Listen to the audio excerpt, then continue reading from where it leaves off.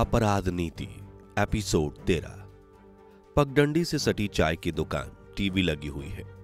थोड़े अंतराल पर चैनल बदलते रहते हैं, कहीं राजनीतिक डिबेट तो कहीं ब्रेकिंग न्यूज प्रसारित हो रहे हैं। एक व्यक्ति ने कहा, कमाल हो गया भिड़ू, राजनीति में एक और पलटन शामिल हो गई। टीवी की ओर इशारा करते हुए, वो देखो राष्ट्रोद्धार पार्टी। व्यक्ति दूसरे ने कहा, नाम से ही लगता है संकल्प बड़ा है, दाद देनी पड़ेगी। लोहाना ने तो दो बड़े पक्षों में सेंध लगा दी। तीसरा व्यक्ति, हाँ भाई दाद देनी पड़ेगी ही, राष्ट्रीय पक्षों में फूट डालना उतना आसान काम नहीं। चौथा व्यक्ति, भ्रष्ट पार्टियों का एक ना एक दिन गर्त में जाना तय था भिड़ू। दूसरा व्यक्ति, नई पार्टी का उभरना मतलब एक नई राह का खुलना है काके। तीसरा व्यक्ति, हाँ नया पक्ष मतलब नई विचारधारा, लेकिन यहां तो कुछ और ही होने लगा है। पहला व्यक्ति, क्या मतलब? जिन्होंने जनता को ठगा गुमराह किया उनका बिखरना गलत भी तो नहीं। तीसरा व्यक्ति, लेकिन बंधु यहां तो एक तरह की खिचड़ी पकने की बू आ रही है। तुम्हारे हिसाब से भ्रष्ट पक्षों के सारे बागी यहां आ गए हैं। दूसरा व्यक्ति, भाई हर पार्टी में भ्रष्ट और ईमानदार होंगे ही, लोहाना ने उनमें से अच्छों का चयन किया होगा। तीसरा व्यक्ति, ऑन रिकॉर्ड देखा जाए तो लोहाना की चयन विधि बिल्कुल विपरीत लगती है। चौथा व्यक्ति, वो कैसे? तीसरा व्यक्ति, जिनका रिकॉर्ड भ्रष्टाचार और अपराध में सबसे अधिक रहा है, आज वे सारे राष्ट्रोद्धार पक्ष में शामिल हुए हैं। और ये जानकर हैरानी होती है कि जब ये अपनी पार्टी में थे, एक दूसरे के कट्टर विरोधी हुआ करते थे। पहला व्यक्ति, भाई ऐसी खुफिया जानकारी तुम कहां से लाते हो?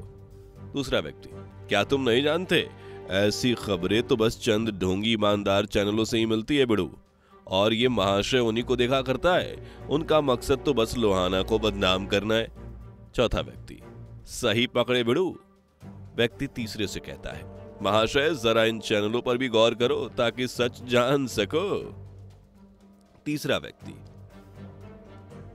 तुम्हारे चैनलों के सबूत भी निराले होते हैं, शायद ही कहीं मिले। कुछ भी पूछो सूत्रों के हवाले से, ये सूत्र कहां से प्राप्त हुए हैं, हुए भी या नहीं, या खुद के बनाए हुए हैं, भगवान ही जाने। पहला व्यक्ति, क्या ये सब तुम्हें झूठे लगते हैं? तीसरा व्यक्ति, सिवाय भगवान के कोई नहीं जानता। दूसरा व्यक्ति, चाहे कुछ भी कहो, पुरानी सरकारों से जनता तंग आ चुकी थी, उनके भ्रष्ट शासन पर अब विश्वास नहीं रहा।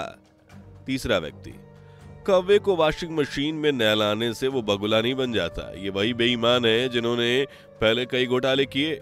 चौथा व्यक्ति, सारा दोष तो नेतृत्व का है भैया, इन बेलगाम घोड़ों पर लगाम कसने लायक कोई लीडर हुआ ही नहीं।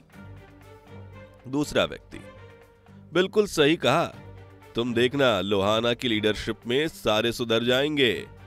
व्यक्ति तीसरा, ताज्जुब है, तुम लोगों ने तो मुख्यमंत्री का चयन भी कर लिया।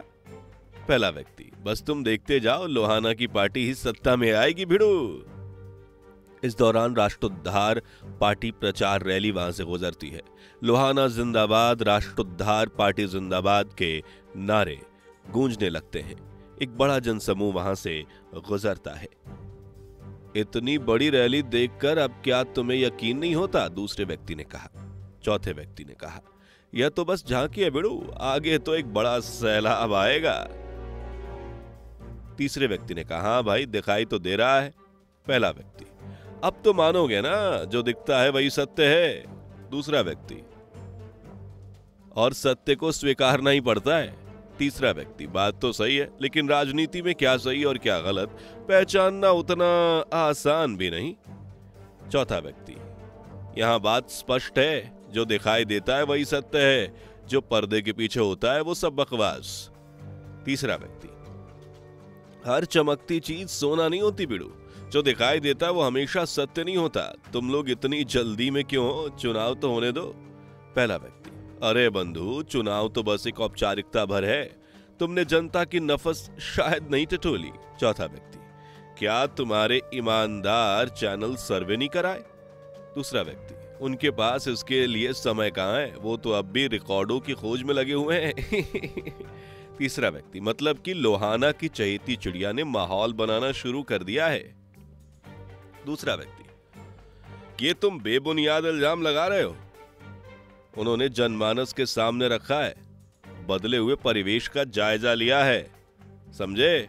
चौथा व्यक्ति, मगर अफसोस कि तुम्हें इसका अंदाजा भी नहीं है।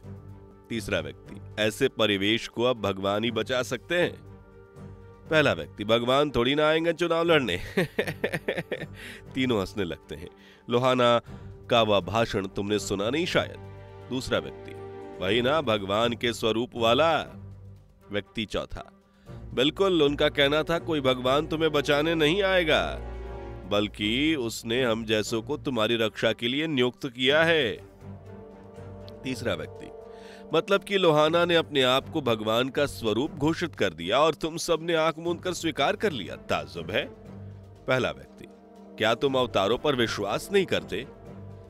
तीसरा व्यक्ति, अवश्य करता हूं और आगे भी करता रहूंगा, परंतु किसी नेता को भगवान का स्वरूप प्रदान कर मैं भगवान की गरिमा को ठेस नहीं पहुंचाना चाहता। दूसरा व्यक्ति, लोहाना को सुनते तो शायद तुम्हारी राय कुछ और ही होती। तीसरा व्यक्ति, यार ये राजनीति है, खासकर आज की राजनीति के कथनी और करनी में आकाश पाताल का अंतर होता है। चौथा व्यक्ति, कहीं तुम नास्तिक तो नहीं बन रहे हो? भगवान और उसकी भावनाओं पर मुझे पूरा यकीन है, पर ये आस्थावान व्यक्ति हूं और सबसे अहम, मैं राम जी का भक्त हूं। पहला व्यक्ति, ऐसा है तो फिर तुम्हें अवतारों पर विश्वास करना ही पड़ेगा। तीसरा व्यक्ति, लेकिन तुम्हारी तरह नेताओं पर नहीं। दूसरा व्यक्ति, विनय वर्मा पर भी नहीं। तीनों हंसने लगते हैं। तीसरा व्यक्ति, बिल्कुल नहीं। देख भाऊ, नेता को जनता चुनती है, उन्हें जनता की सेवा करनी होती है, इस हिसाब से वे जनता के सेवक होते हैं। वे भी हमारी तरह इंसान ही हैं। हाँ, मगर ओहदा बड़ा है, लेकिन ये कतई नहीं कि उन्हें हम भगवान या उसका अवतार मान लें, चाहे वह विनय वर्मा हो चाहे लोहाना। हम उनका सम्मान करते हैं, सम्मान और उस नेता का जो प्रमाणिक है। रही बात आस्था की, तो सिवाय भगवान के किसी और से नहीं, राजनीति पर तो रत्ती भर भी नहीं, समझे? चौथा व्यक्ति, यार तुम बात को कहां से कहां ले जा रहे हो? आस्था और सम्मान के अंतर को स्पष्ट कर रहा हूं। दूसरा व्यक्ति, प्रवचन के लिए धन्यवाद, हमें भी पता है आस्था और सम्मान का फर्क, समझे? तीसरा व्यक्ति, बहुत खूब, लेकिन दृष्टिकोण में अंतर जरूर है। अब हम पर निर्भर है कि हम कैसा दृष्टिकोण अपनाते हैं। पहला व्यक्ति, तुम प्रवचन अच्छा देते हो। तीसरा व्यक्ति, तुम लोगों को अब यही अच्छा लगता है तो क्या किया जाए? ठीक है, मैं मानता हूं कि परिवेश बदलने लगा है। अब इस बदलाव में नफा नुकसान कितना होगा ये वक्त ही बताएगा। पट परिवर्तन।